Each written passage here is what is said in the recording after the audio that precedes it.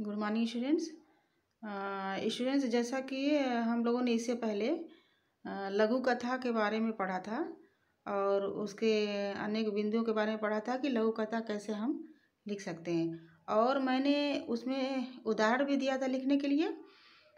तो इसके बाद हम अब दूसरी कथा पढ़ेंगे, दूसरी लघु कथा पढ़ेंगे जिसका नाम है ईमानदारी का फल। Good morning students. तो स्टूडेंट्स आइए हम देखते हैं, जैसा कि हम लोगों ने इससे पहले इसे भी आप लघु कथा के बारे में पढ़ा था और अपनी फेयर कॉपी में जरूर अनेक बिंदुओं के बारे में पढ़ा था कि लघु कथा को याद करने में आराम लिख सकते हैं। और मैंने देखते हैं ईमानदारी का उदाहरण भी दिया था लिखने के लिए। एक लकड़हारा था। तो इसके बाद हम रोज जंगल में दूसरी कथा पढ़ेंगे, दूसरी लघु कथा पढ़ेंगे जाता था जिसका नाम है ईमानदारी का फल। और उनको बेचकर वो अपना घर चलाता था।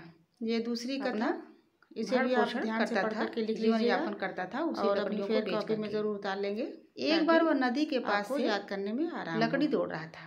तो आइए देखते हैं ईमानदारी अचानक क्या होता है कि उसकी जो कुल्हाड़ी एक लकड़हारा था वह नदी के अंदर गिर जाती है। रोज जंगल में और वो क्या होता है कि जब नदी के अंदर उसकी कुल्हाड़ी गिर जाती है, वह लकड़ियों को तोड़कर और उनको बेचकर रोने की आवाज सुनकर नदी के देवता जब उसके रोने की आवाज करता था, जीवन यापन करता था, उसके सामने प्रकट बेच करके।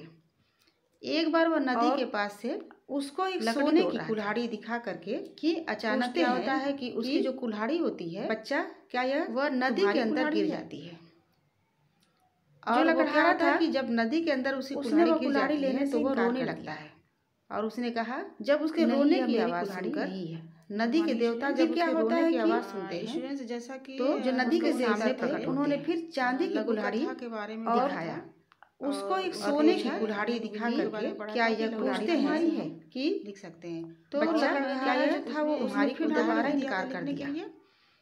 जो लकड़हारा था से मना कर दिया, उसने वो कुल्हाड़ी लेने से इनकार अंत में लघु कथा पढ़ेंगे। और जो नदी के देवता थे वो क्या करते हैं, मेरी कुल्हाड़ी नहीं, उसे उसकी अपनी कुल्हाड़ी आइए हम देखते हैं दिखाकर पूछते हैं। जो नदी के देवता थे क्या यह तुम्हारी चांदी की कुल्हाड़ी करके लिख लीजिए दिखाया। तब और जो लकड़हारा था उतार लेंगे, वो बहुत ज्यादा क्या यह कुल्हाड़ी तुम्हारी है और खुश होकर के प्रसन्न लकड़हारा जो था वो उसने फिर दोबारा यही हमारी कुल्हाड़ी। एक लकड़हारा था और उसने लेने से मना कर दिया। रोज तो नदी के जो देवता थे अंत में लकड़ियां काटे, उसकी ईमानदारी से क्या करते हैं, लकड़ियों को तोड़कर कि वह व्यक्ति अपनी कुल्हाड़ी जो गरीब होते हुए दिखाकर पूछते हैं कितनी मुश्किल से क्या लकड़ी काट करके अपने परिवार का जीवन यापन करता था। जो लकड़हारा इतना ईमानदार हो सकता है, वो बहुत ज्यादा खुश होकर के प्रसन्न होकर के खुश होकर के प्रसन्न होकर कहता है, उन्होंने अचानक क्या होता है कुल्हाड़ी हमारी होती है, यानी सोने की, चांदी की और उसकी। तो नदी के जो देवता थे और वो क्या होता है कि जब ईमानदारी से देखिए इससे क्या शिक्षा मिलती है लगता है कि वह व्यक्ति